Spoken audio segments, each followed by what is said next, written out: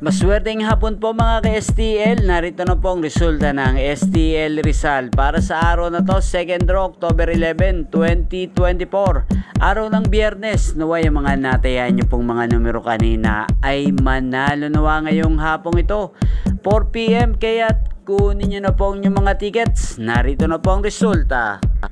Para po sa STL Rizal, 2nd draw result, 4 PM, ang mga numerong nanalo, 6 sa 30 in exact order sa lahat po ng tumaya kanina para sa 2nd draw ng 6 at 30.